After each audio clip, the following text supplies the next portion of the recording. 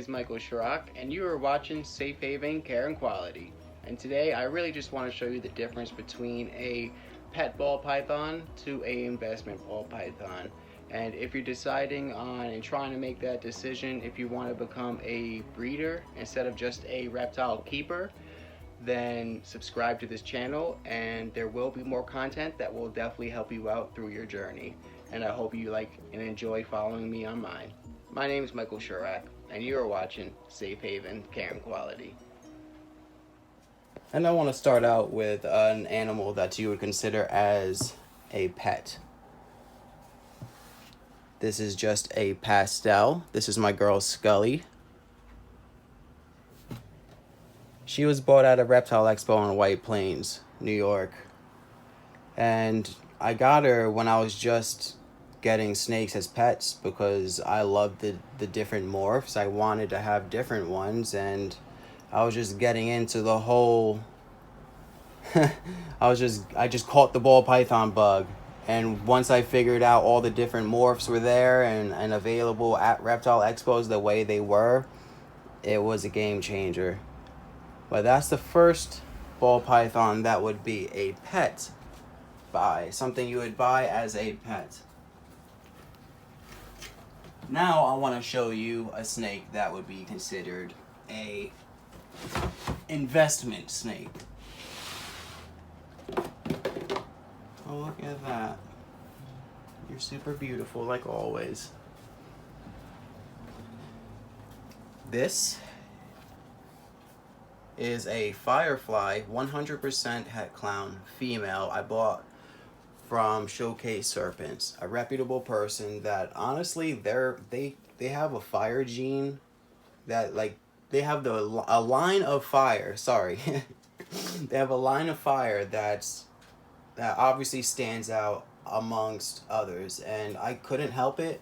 I had to get her. So basically, contacted them, got her. Now she's part of my family, but when you buy someone's snake, you're essentially buying into their projects. So, and then you take it into your own direction. And that's what I'm doing with her. I needed to build up my females because building up your females in the beginning is a very important part of it, because if you don't have a nice lineup of females, it's going to be very hard to get anywhere. And getting quality and starting with quality, you're going to be able to produce quality. And I seriously cannot wait to see her in a clown version and to get a fire clown from her, a single gene fire clown, so I can see what the single gene fire looks like in her. But now I'm going to show you another pet buy, a snake that you'd buy as a pet.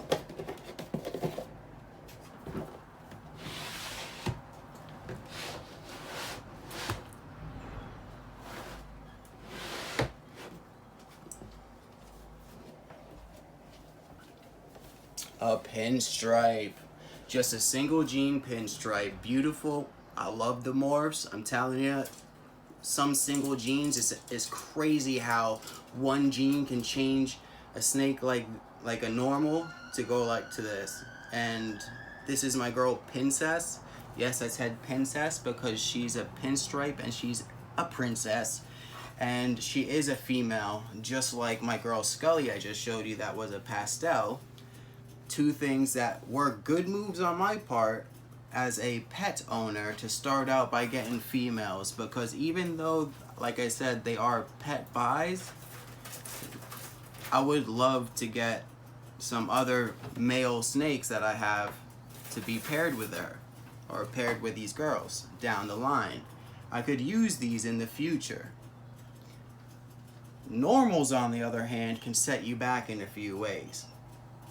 But I'm still deciding if I'm going to use these or not, but these are my pets. Both of those girls, this pinstripe and the pastel Scully, is on that 1,000-gram wall. So they've been stubbornly stopped eating for the past 2 months, going on 3. And it's weird because both of them stopped eating at the same time because they were growing about the same weight ratio, like the same ratio. And they hit the same mark at the same time. So it only makes sense that they stop eating at the same time. But I just want to let you know that 1,000-gram wall is very real. But let me grab another snake that would be an investment. I just want you to see the difference.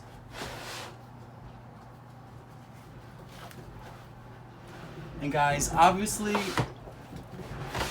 I bought snakes that I love the look of. I love everything about pinstripe. I love everything about pastel.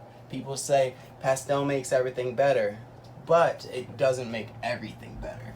It makes most things better, but yeah.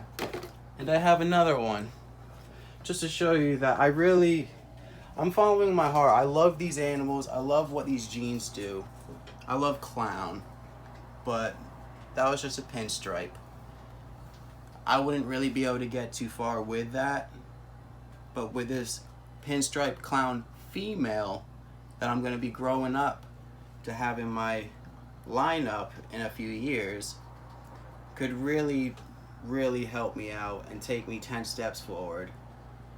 And she's absolutely stunning, just like the Firefly 100% het clown that I just showed you before, that as an investment ball python. Quality. Always look for quality, because these were not the first ones. I've seen like 10, 20 freaking pinstripe clowns. She is the most outstanding one. She's the most orange. She's, to me, one of the cleanest. She's absolutely stunning. Yeah, she's a little tiny. I've only had her for maybe 2 months most. And she's only taken a few meals. She's being a little stubborn. Some ball pythons will, but I just gotta be patient and continue to work with her. I love these animals. She's stunning. I wish my camera would pick it up, like her true colors, but she is golden orange. And when you add pinstripe to clown, it brings out the oranges. Disco is another gene that's sort of underrated.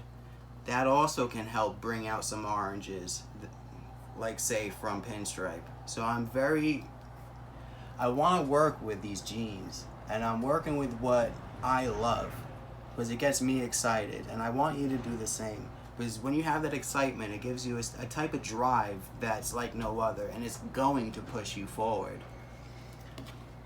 But this is my pinstripe clown female. I'm gonna put her back. I just wanted to show you a few animals and the difference between, say, a ball python you would buy as a pet and a ball python you would buy as an investment to be a breeder. I actually, along that line, it sort of goes both ways too. With the two girls I just showed you, that I told you that I bought because of the quality, same thing with this girl. This is Roxy Bella Bones. She is just a single gene Mojave. Super stunning. I seriously, I actually went into the Reptile Expo I told myself, I'm not buying a single gene. I'm not buying a single gene animal. I have enough, because I just showed you those are my pets. I have a few more pets, So it's like, no more. I'm only getting investment snakes. And I came out with this girl. It was because she was quality. I love the freaking Mojave gene. And the reason I got her was because I have a Super Mojave GHI Ghost male that I got from Designer Morphs, another reputable person. Great quality snakes. And this girl could help me out with that guy. Create some things for holdbacks and for other people to use to advance their collections as well. So, along the lines of not wanting to buy single genes or normals as investment snakes, sometimes they do come in handy. And along with that pastel girl, I just want to get her line of pastel into some of my animals. I legit just want her to get pastel into a few of my animals. And that might sound crazy, like, oh, you're gonna take all that time, several years, just to do that? Yeah, because I want a pastel that stands out from the rest.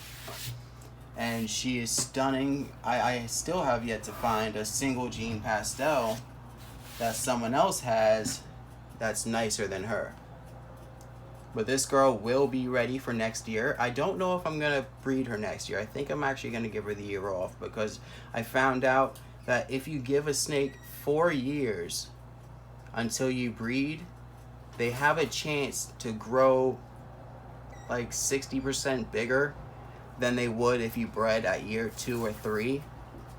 So I want to give that a chance on sort of seeing how that works. And if that's true, then that's just gonna have to be how it's gonna have to be for now on, because I believe in that. You know, if that proves out, then I feel like we've been doing something wrong. And it's not all about the money when it comes to breeding ball pythons to me. Yes, the money is going to help advance me and get closer to opening my store, advancing my collection, to have things to put in that store and everything else. But it's a double-bladed sword, you know? Like, I don't feel like we should be putting these animals in jeopardy or stunting their growth if all it would take is 1 more year of leaving them alone and then breeding for them to get to a substantially bigger and healthier size.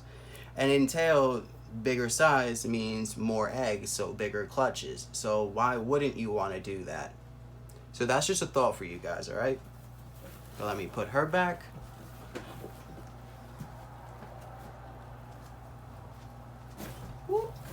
Hey, Roxy. Didn't mean to scare you. Gotta clean your thing. You did a nice poopy. I also want to show you, this is my first season breeding. I've been a keeper for several years, but this is my first season breeding. She is going into shed. This is Princess Leia. She reminds me of Star Wars. She is very dark. Excuse me. Compared to what she really does look like. She is a pastel pinstripe with another gene in her that I cannot figure out for the life of me what is giving her that head stamp,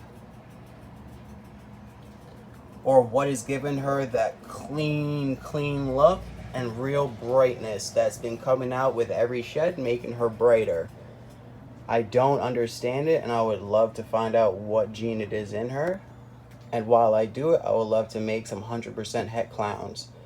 Hopefully some females I can hold back, trying to reproduce her into a clown version while I figure out what she is. And that is actually the blade clown that I have paired with her. So that's going to give me some really nice eggs, but she's super clean. He's super clean. And Blade, actually, if you don't know about Blade doesn't just reduce the patterns and reduce things. It also brings out a nicer blushing. My phone's not really showing it, but it produces a lot lighter of a blushing inside the dorsal and lightens up the colors a little. That's a light colored clown. Beautiful. I got him from Cream City Serpents Morph Market. Very reputable person. They were locked for 2 days, and I see they are unlocked now, and she is going into shed. That is her prelay shed. If you're wondering if she is super huge, yes, that's because she is pregnant. This girl and that girl are both pregnant. The 2 girls I bred for my first season, super excited for, and guess what? Both of them pregnant, and I'm going to get some double hets, which are Ghost and Clown. Hopefully I get a Mojave Blade double het Ghost Clown. Shooting for 2 and 1. Well, 1 and 2. Sorry. 1 male, 2 females. I'm going to put him back in by himself very soon. Once again, he is stunning. And this is Big Mama. Yo, Blue Line Morphs, you think you got a Big Mama? I got one that's barking up that tree too, B. Woo! Check that out. Yeah, I know, she's not as big as your girl. But if you knew how old she was, you would be shocked. She's only 2.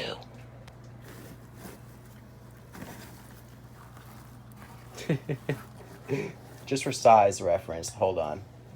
Oh. Oh. And I'm not the smallest guy.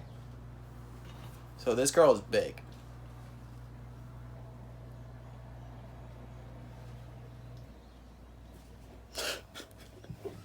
I did actually pair this girl to a vanilla cream, which is a vanilla fire male.